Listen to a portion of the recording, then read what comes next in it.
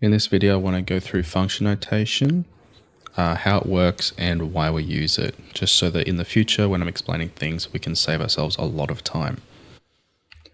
All right, so I'm in Desmos here. However, the graph on the right that's going to show up, you do not need to understand for this to work. So if we are looking at some kind of relationship, so let's say we have two numbers and they're related to each other in some way. So maybe the letter y is going to be equal to double the number x plus 4 or something, right?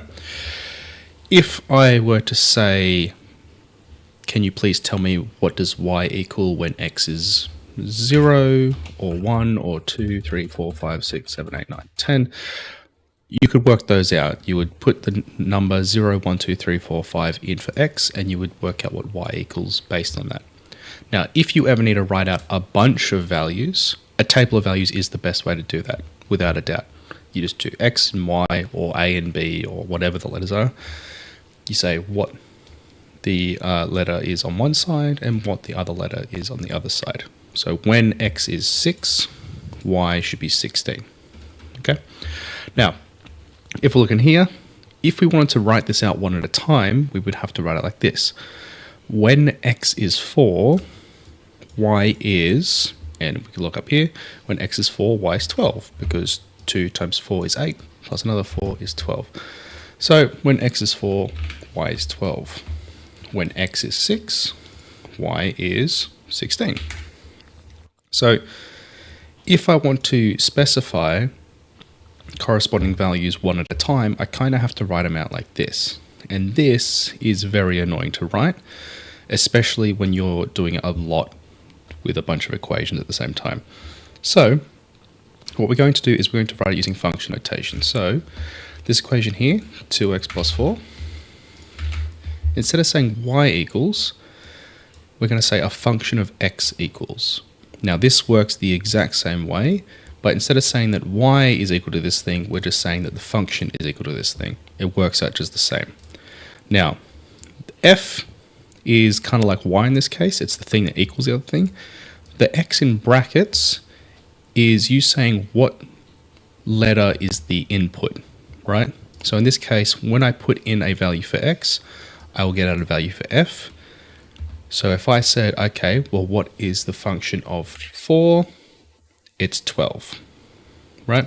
So we can very easily say that the function of 4 is equal to 12, and that would be a very valid way to write that down. So instead of writing when x is 4, y is 12, we just say, what do you get when you put 4 into the function?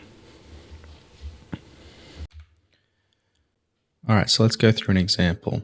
So what we've got here is Asali earns $40 per hour and Connor earns $20 per hour plus an extra $50 call out fee. So what we want to do is we want to write the function for each of their incomes for a given number of hours. Now, on the left here, I've got the regular way that we would write it, and on the right, I'm going to write it as a function.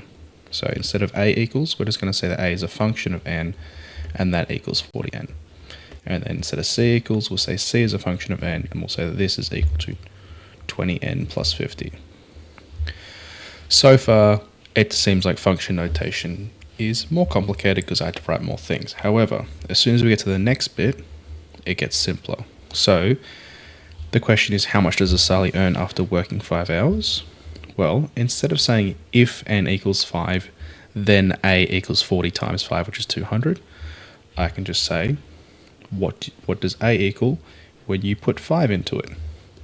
And the answer is 40 times 5, which is 200, right? Now, like most things, if you're confident with your working, you could skip this bit and you could just say, well, what do you get when you put 5 in? You get 200. Now let's look at this one. How much do they earn in total if Asali works 4 hours and Connor works 5 hours? Because they're two separate equations where you got to put different numbers into them, in order to keep track, you'd kind of have to like lay things out like this. You'd have to say how much Asali makes, how much Connor makes, and then add them together afterwards, right? There's a lot of writing there.